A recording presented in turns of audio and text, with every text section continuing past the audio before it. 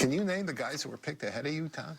The quarterbacks, Chad Pennington was picked in the first round. Chris Redmond was picked in the third round. Giovanni Carmazzi was picked in the third round, I think. T. Martin was picked in the fifth round. Spurgeon Wynn was picked. There was one other guy, small school guy, Mark Bolger. In the 2000 NFL Draft, a quarterback who would become one of the best of all time was available. He wasn't the highest rated. He wasn't the best athlete. He didn't have the best numbers, win a championship, have the best mechanics, or the strongest arm. And he wasn't selected until pick number 199. Tom Brady went in the 6th round, and 6 quarterbacks were taken ahead of him. Tom, what do you think makes a good ball player? I don't know. You don't know? Tom Brady knew as much then as experts will tell you now. It's not easy to identify good players, and even harder to predict NFL quarterbacks. When a coach or a scout tells you that this guy has the intangibles, or we're looking for the intangibles, that's a euphemism for saying we have no clue what we're looking for, we just know it when we see it. You know, you have these guys that are in college, and yeah, they have the ability to stand back there in the pocket and throw it to this guy who's open by 10 yards. Okay, do they have the same ability to stand back in that pocket when a guy's hitting them and throw it to a guy that's open by 1 yard? Can you do it when the speed's faster? Can you do it when you're getting hit by somebody bigger? Can you do it when the defense you're seeing is more complex? Nobody knows until they actually get there. Tom Brady reads defenses better than any quarterback I know right now. It's not easy. Tom Brady wasn't something that happens every year. You're not going to find that 6th-round quarterback who becomes a Hall of Famer. It just isn't going to happen. For a future Hall of Famer, Brady's early life in football was a constant struggle for recognition. I'd like to introduce my starting quarterback from this past season, Tom Brady.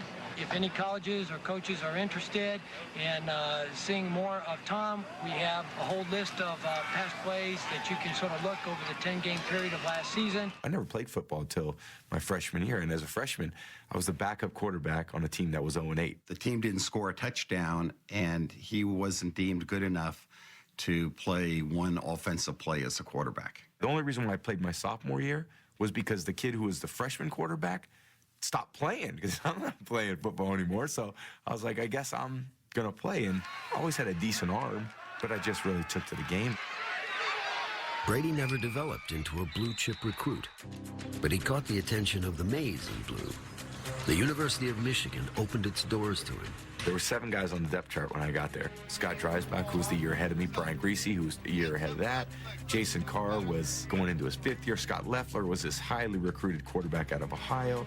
I remember being out there the first day of practice and being like, man, I'm better than these guys. Now, of course, I wasn't, but just that was always my attitude. Come on, Brady and Griese, hurry up. By his sophomore season, Brady was pushing number 14, senior Brian Griese, for the starting job. Griese and Tommy they were tied. I mean, they were neck and neck. No one knew who was going to start, and Coach Carr's thing was always the tie goes to the upperclassmen. I remember Tommy being a little, mad about that, and thought about transferring, and thought about going back home to Cal or something like that. He came back the next day. He sat down right in front of my desk, and he said, Coach, I'm not going to leave, and I'm going to prove to you that I'm the best quarterback. There's no question. As I looked into his eyes, he had a goal in mind, and he was not going to be denied. In his junior year, Brady started every game and won 10 of his final 11. But to remain the starter his senior season, he would have to fend off sophomore Drew Henson. Before even coming to Michigan, Henson was a state hero, a 2-sport phenom for a high school 20 miles outside of Ann Arbor. He probably was the most highly touted athlete to come to Michigan, at least in my memory. You know, he has incredible talents. I mean, faster than I was, stronger, quicker, more elusive, better arm. This guy has, they say, can't miss written all over him. Lloyd Carr said, I've never been around a guy that has this much potential. At the start of Brady's senior season, the tight quarterback battle did not automatically go to the upperclassmen. Who's our starting quarterback? What time's the game? 3:30? You'll see then. Coach Carr said, all right, Tom, you're going to start the games. Drew's going to play the second quarter games, and then we're going to decide, who plays after that. He thought he had two good quarterbacks, wanted to play them both, and he said he was going to go with the hot hand. We had a chance to talk to some NFL personnel, and this one director of player personnel said he understood why Michigan is continuing to try to give Henson more and more opportunities to go out there and get experience because his upside is so much higher than Tom Brady's. And I said, yeah, but Brady's the guy with the experience. He's the captain. 10 wins last year. He said, yeah, but he doesn't play Henson. He's got a problem because then Henson's going to go and he's going to go play baseball. Tommy was a clear cut. He was the captain of that team. He was the leader of the team, and he was the best quarterback on that team, bar none. Ask any guy on that team. With Carr juggling the quarterbacks, Michigan won its first 5 games. But against Michigan State, the Wolverines got in a 17-point hole with Henson. And Brady was asked to dig them out of it. Pump fake going to the corner. Terrell is open. Touchdown, Michigan.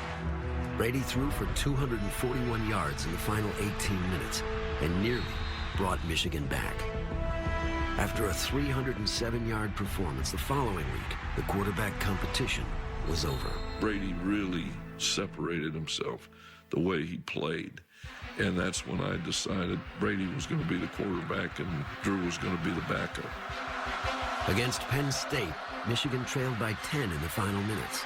Middle's open, reaches for the touchdown, Michigan. And the legend of the comeback kid was born.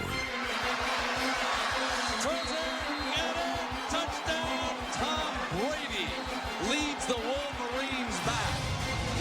There's no greater leader in intercollegiate athletics than Tom Brady. He's handled as difficult a coaching decision this year in a way that only enhanced his stature among his teammates and all those people who love Michigan.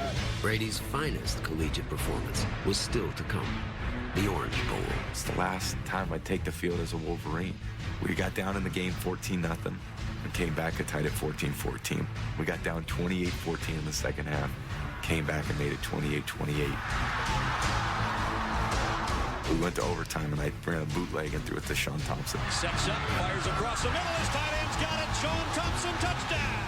They scored to make it 35-34, and they kicked the extra point and missed the extra point. We won in overtime. Make no mistake, Tom Brady carried us through that game. The Alabama game, in my experience at Michigan, is as fine a performance at quarterback as anybody ever had. We kidded you about being the comeback kid. Wow. You didn't want to have to wait till the fourth quarter to bring the team back, but you did a tremendous job.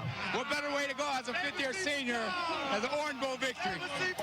You would think Brady's achievements at Michigan would have won the admiration of pro teams looking for a quarterback in the upcoming draft. But it didn't happen that way. Brady's struggle for recognition continued. I only had one call from the NFL. Bobby Greer, who was with the Patriots at the time, talked about they were going to draft a quarterback late. I just said, Bobby, I guarantee you, you will never regret drafting Tom Brady.